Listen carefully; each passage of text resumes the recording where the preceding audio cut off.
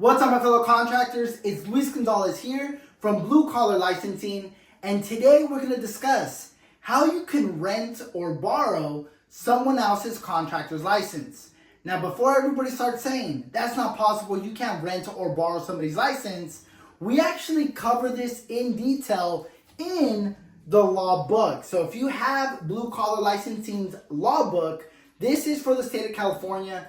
We actually cover this in the course in Chapter 1, page 6. It's totally legal, and yes, the CSLB, the Contractor State License Board, does have to approve it.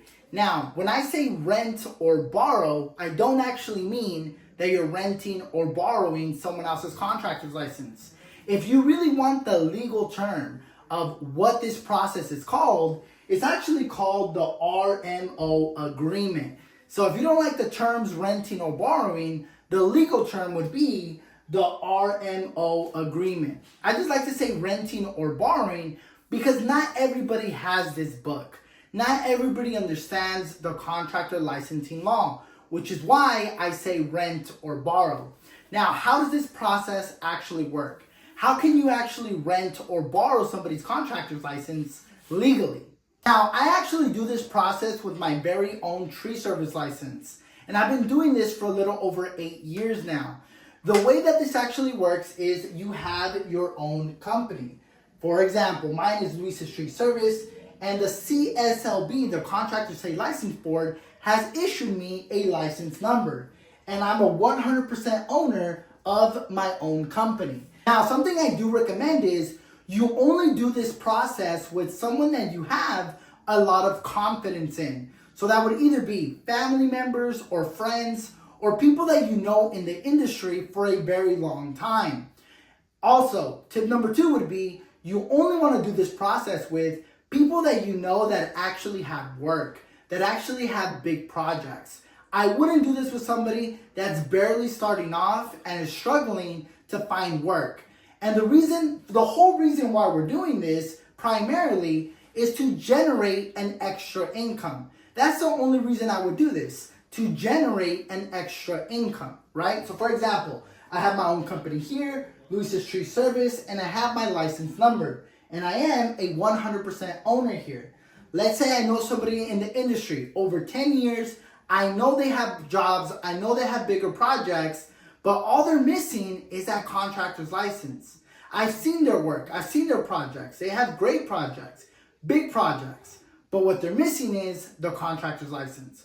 So what I can tell them, let's say his name is Freddie. Freddie, let's go ahead and open up a corporation for you.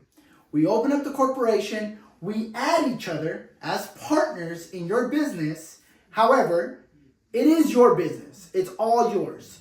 You run the business. It's your bank account. You report your own taxes, you do your own projects, you choose the name. It can be LA Tree Service, Freddie's Tree Company, All-Star Tree Company. The name doesn't matter. It's Freddie's decision, right?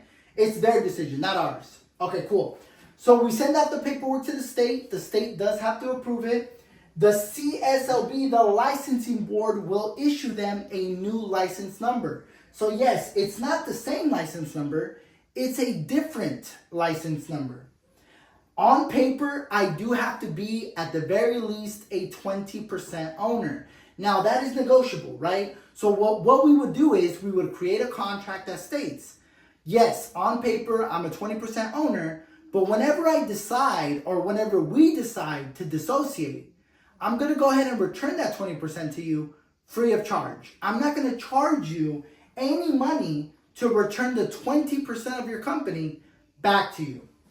What I really am interested is an extra salary every single month. Now, this salary is depending on whatever you can negotiate. I know people that do it for hundreds of dollars a month to thousands of dollars a month. The normal standard range is anywhere from $2,000 to $4,000 a month, but like I said, it can differ. I know people that do it for a lot more. I know people that do it for a lot less, especially if they're doing this to help out a friend or a family member. Okay, so what I really want is not necessarily the ownership, because I don't want to be a partner, really. I have my own company. What I really want is that extra income, a salary. And I can do this one other time. I can technically qualify up to 3 companies with the same contractor's license. I can qualify up to 3 companies with 1 license, okay? So let's say that third company is my uncle, my tío Juan. My uncle Juan also does tree service. He can name his company whatever he wants. Like I said, LA Tree Company, LA Tree Service, San Bernardino Tree Company, whatever Juan wants to name his company, that is his option. We send out the paperwork to the state, to the CSLB, and they will issue him another license number. It'll be different from mine, it'll be different from Freddie's, and he will have his own license number.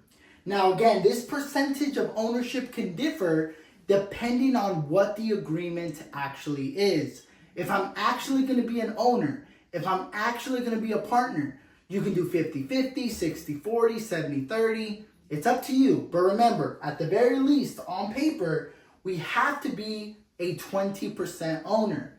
And again, like I stated, what we're really truly interested in is this salary. So we can negotiate whatever salary we believe can be paid without issue. Okay? In this example, it's $4,000. In this other example, it was $2,000.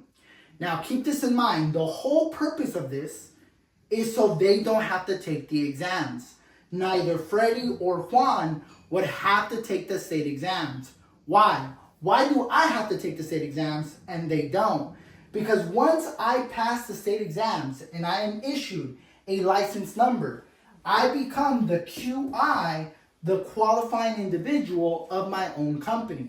And QIs, when they're considered RMOs, can qualify up to 3 companies with that same license. So I will be considered the QI of Freddie's company and of Juan's company.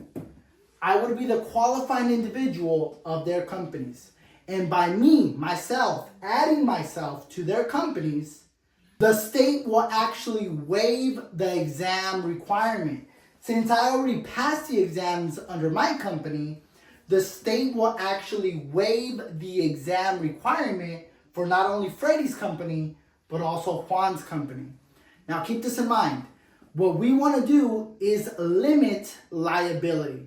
That is the best way we can actually protect our license, which is why these are all separate companies. It's not the same company. These are all separate companies, and each company requires general liability and workers' comp. Not only that, there is a special contract so we can do this process. I do this contract for all of the partners I've ever partnered with, and I also do this for anybody that does an RMO agreement with me. Not only do I open up the corporation and submit all the state paperwork, but I also do a special contract between the partners to make sure your contractor's license is protected. For more information, you can actually call me or text me at this number here, or leave some comments at the bottom of this video.